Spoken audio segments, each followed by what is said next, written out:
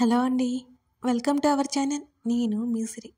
ఈరోజు మనం చెప్పుకోబోయే కథ ప్రియసఖి పార్ట్ 254.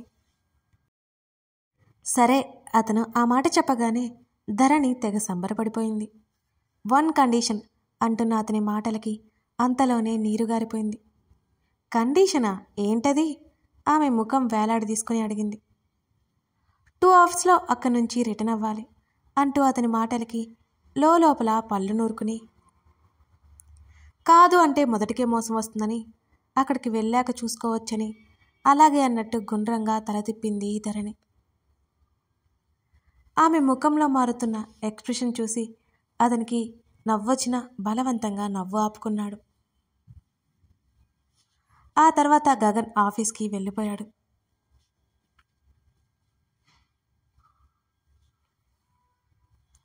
ఇంత ఆలస్యమైందేంటి మీకు? ధరణి గగన్ కోసం ఎదురు చూస్తూ అతను రాగానే అడిగింది. పనుంది, లేట్ అయింది. రిలాక్స్డ్గా సోఫాలో వెనక్కి వాలాడు. టైర్డ్ అయినట్టు కనిపిస్తున్న అతన్ని చూసి ధరణి తొందర చేయలేకపోయింది. మహి ఎక్కడా అని అడిగాడు అతను. ఇప్పుడే అత్త వాళ్ళు వెళ్తూ తీసుకెళ్లారు అన్నది నెమ్మదిగా. గగన్ రెడీ అయిపోయాడు. ఇద్దరూ బయలుదేరారు దీవెన ఇంటి దగ్గరికి. తను ఎలా ఉంది కనీసం చెప్పని అతని వాలకాన్ని చూసి ధరణి లోపలే రొసరొసలాడింది. ఏంటో ఈ మనిషి, ఇంత చక్కగా రెడీ అయితే ఎలా ఉందో కూడా తను అసలు చెప్పడు అనుకుంటూ ముఖం నల్లగా పెట్టుకుంది. అంతలోనే అతను అలసిపోయి వచ్చాడనే విషయం గుర్తొచ్చి తన అలకను పక్కన పడేసింది ధరణి. దీవెన వాళ్ళింటికి వెళ్ళిపోయారు ఇద్దరు.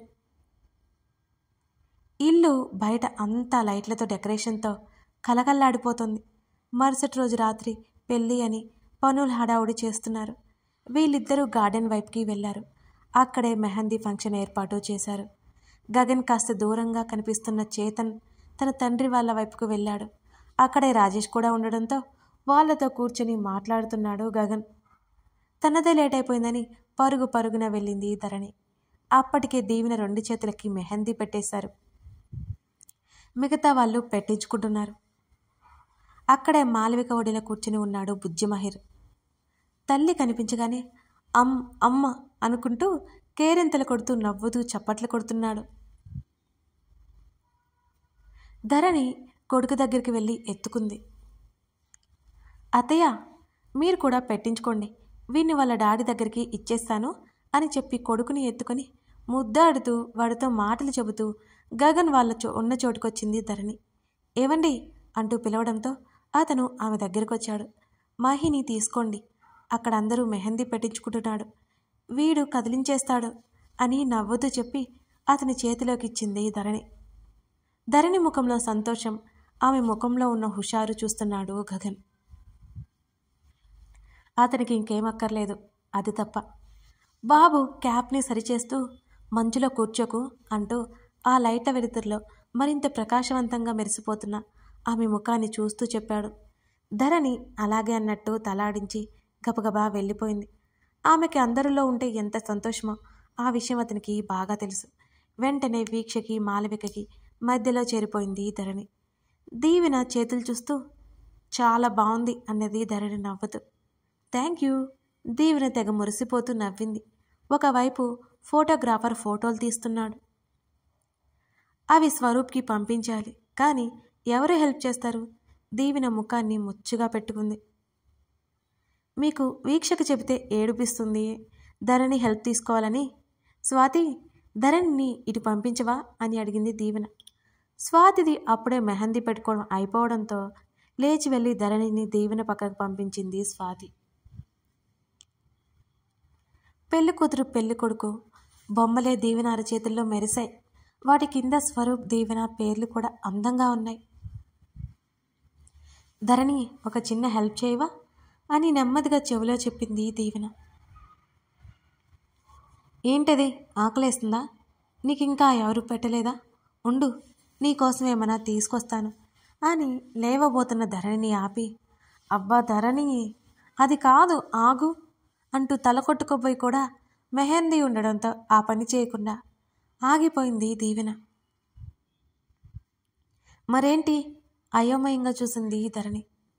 స్వరూప్కి నా పిక్స్ పంపవా? సిగ్గుపడుతూ చెప్పింది దీవెన. దీవెన ఇంకేదో చెప్తున్నా ధరణికి ఆ మాటలు చెప్పగానే చిన్నగా నవ్వుకుంటూ సరే అని తలాడించింది. ఫోటోగ్రాఫర్ దగ్గరికి వెళ్ళి ఫోటోలు తన మొబైల్కి షేర్ చేయమని చెప్పింది. వెంటనే స్వరూప్కి ఫోటోలు పంపింది ధరణి. ఆ ఫోటోల కోసమే వెయిట్ చేస్తున్న స్వరూప్ దీవెనని తనివి తీరా చూస్తున్నాడు. లావెండర్ కలర్ లెహంగా సెట్, అదే కలర్ దుపట్టా, పొట్టి జడ మోడ్రన్గా అల్లి ముందుకు వేసి భలే ముద్దుగా ఉంది దీవెన. ఆమెకే తెలియకుండా తీసిన ఆ ఫోటోలో దీవెన చేష్టలకి స్వరూప్కి నవ్వొచ్చింది. ధరణి స్వరూప్ ఏమైనా రిప్లై పెట్టాడా? దీవెన హుషారుగా అడిగింది. దీవెన తల మీద చిన్నగా ఒక్కటిచ్చి, నా ఫోన్ నుంచి పెట్టినప్పుడు నాకెలా పెడతాడు రిప్లై? నీకే కాల్ చేస్తాడులే, తొందరపడుకో అని నవ్వి తను మెహందీ పెట్టించుకుంది ధరణి. అతి కొద్దిమంది కావడంతో అక్కడే డిన్నర్ ఏర్పాట్లు చేశారు. రాజేశ్వరి దీవెనకి ముందే తినిపించింది. మగవాళ్ళందరూ కూడా వచ్చేశారు. దూరంగా కూర్చున్న ధరణి గగన్ దగ్గరికి పరిగెత్తింది. ఆమె చేతులు చూపించింది. ఎలా ఉందండి? మెరుస్తున్న కళ్ళతో అతన్ని చూస్తూ అడిగింది ధరణి. బాగుంది. చాలా మామూలుగా చెప్పినా అతని మాటలకి నోరు తెరుచుకుంది ధరణి. ఎన్ని రోజులకు మీరు సరిగ్గా ఆన్సర్ చెప్పారు అని ఆమె అంటుంటే ఎవరూ చూడకుండా నెమ్మదిగా ఆమె నడుము గిల్లాడు. ధరణి ఎగిరిపడి అరవబోయి కూడా తమాయించుకుంది. చుట్టూ గమనించింది.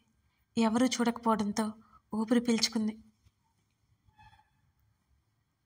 ఏంటి మీరందరూ ఉన్నారు అంటూ కళ్ళు చిన్నవి చేసి చిరుకోపంగా చూసింది. అప్పటికే మహేర్ నిద్రపోయాడు. వాణ్ణి నెమ్మదిగా అక్కడే ఉన్న పరుపు మీద పడుకోబెట్టి పక్కన కూర్చున్నాడు గగన్. ఇటు చూడండి అంటూ గగన్ భుజం తన భుజంతో తడుతూ పిలిచింది ధరణి. ఇద్దరు తలలు తిప్పి చూశారు. మగవాళ్ళందరూ ఆడవారికి భోజనం తినిపించాలని దీవెన గొడవ చేస్తోంది. కొందరేమో నవ్వుకుంటున్నారు, మరికొందరు సిగ్గుపడుతున్నారు. మొత్తానికి అందరూ ఒప్పేసుకున్నారు. కాదు దీవెన పట్టుబట్టి ఒప్పించింది. మరి మీరు కూడా అని ఆశగా చూస్తున్న ధరణిని ఒకసారి చూసి లేచి అటువైపుకు వెళ్ళాడు గగన్. మావయ్య ఫస్ట్ మీరే అంటూ ప్రకాష్కి చెప్పింది దీవెన. అయితే నాకేమైనా భయమా అంటూ భోజనం కలిపి మాలవికకి తినిపించాడు. మాలవిక కూడా నవ్వుతూ చాలా మామూలుగా తినిపించుకున్నది. తన తల్లి సిగ్గుపడిపోతుంటే, మమ్మీ నోరు తెరు, తర్వాత సిగ్గుపడదులే అంటూ తల్లిని ఆట పట్టించింది దీవెన. ఎవరు కనిపిస్తే వాళ్ళని ఆట పట్టించే పనిలోనే ఉంది దీవెన. ఎవరి గోలలో వాళ్ళుంటే నెమ్మదిగా వీక్ష పక్కన చేరాడు చేతన్. ఆమె చుట్టూ చెయ్యేసి రాక్షసి అంటూ నెమ్మదిగా ఆమె బుగ్గ మీద ముద్దు పెట్టుకున్నాడు. ఉలిక్కి పడింది వీక్ష. అక్కడ అంతమంది ఉంటే అల్లరి వేషాలు వేస్తున్న చేతన్ వైపు కొట్టేలా చూసింది. ఏం చేస్తున్నావు అంటూ తనకి కాస్త దూరంలో ఉన్న స్వాతి రాజేష్ని చూసింది. వాళ్ళేదో మాట్లాడుకుంటూ ఊపిరి పీల్చుకుంది వీక్ష. అప్పటికే చేతన్ నవ్వుతుంటే, రేపు చెప్తా నీ సంగతి అని ఆమె పళ్ళు నూరుతుంటే నెమ్మదిగా ఆమె నడుము చుట్టూ చేతిని పోనిచ్చాడు. కళ్ళు పెద్దవి చేసింది వీక్ష. ఇది నా టర్న్ బేబీ అని అదోలా నవ్వుతూ కన్ను కొట్టాడు చేతన్. ప్లీజ్, అందరూ ఉన్నారు వీక్ష బ్రతిమాలింది అతన్ని. అబ్బబ్బా, నువ్వు బ్రతిమాలుతుంటే ఎంత బాగుందో అని నవ్వుతూ అన్నాడు చేతన్. చంపేస్తాను నిన్ను అని కోపంగా చిన్నగా అంది. అతను ఊరుకోలేదు. భోజనం ప్లేట్ తీసుకొచ్చిచ్చింది జయ.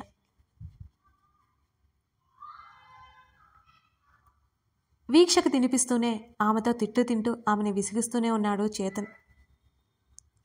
దీవెన అయితే స్వరూప్ని చాలా మిస్ అయింది. అందరూ వెళ్ళిపోయిన తర్వాత రూమ్లోకి వెళ్ళి త్వరగా కాల్ చేయాలని ఉంది ఆమెకి. ప్లేట్లో భోజనం పెట్టుకొచ్చింది ధరణి. పక్కన కూర్చున్నాడు గగన్. అక్కడ ఉన్న అందరినీ చూస్తూ నవ్వుకుంటోంది ధరణి. సృజన్ వాళ్ళు కూడా వస్తే ఎంత బాగుండు అని శ్రేష్ఠని మెల్లిగా తీసుకురాను అని చెప్పేశాడు అని సృజన్ని ఒకవైపు తిట్టేస్తూ గగన్తో చెప్తోంది ధరణి. పట్టు.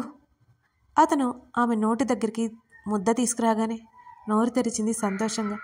ధరణి అతను తినిపిస్తుంటే మాట్లాడుతూ తింటోంది. ఒక్క మాట కూడా అతను మాట్లాడలేదు. ఆమె మాటలు ఆగలేదు. ఆమె ఎంత సంతోషంగా ఉందో ఆమె మాటల్లోనే తెలుస్తోంది అతనికి. ఇంకా బాబుకి సంవత్సరం రావడానికి 4 నెలల టైం ఉంది. వాడి బర్త్డే అలా చేయాలి, ఇలా చేయాలని మాట్లాడుతూనే ఉంది అతనిలో. ఇక చాలు, మీరు తినేయండి అంది ధరణి.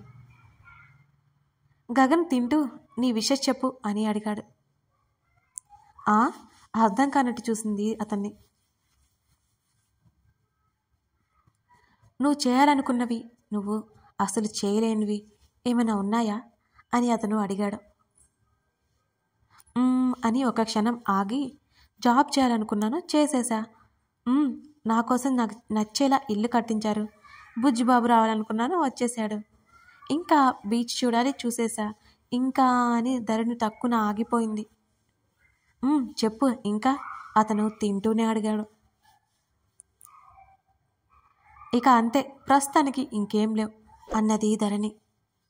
కానీ ఆమె మనసులో ఇంకా పెద్ద కోరిక అలాగే ఉంది.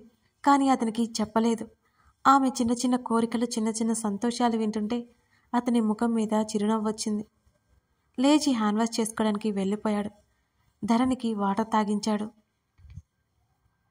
విని నేను చూసుకుంటాను, నువ్వు వెళ్ళు అనడంతో ధరణి సరే అని వెళ్ళిపోయింది.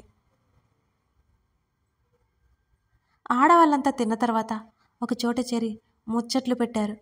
వాళ్ళ పెళ్లి సమయం ఎలా ఉంది, ఏంటి, ఏం చేశారు, పెళ్ళి ఎలా చేసేవారు అని పెద్దవారందరూ వారి అనుభవాలు చెప్తుంటే పిల్ల బ్యాచ్ ఆతృతగా వింటున్నారు. ధరణికి తన పెళ్లి గుర్తొచ్చింది. మురళితో పెళ్లి, తన పెళ్లి పనుల గురించి తను ఏ ఒక్క సంతోషాన్ని పొందలేదు. అప్పుడు తండ్రి కోసం పెళ్లి ఒప్పుకుంది, కానీ ఆమెకి లోపలంతా దిగులుండేది.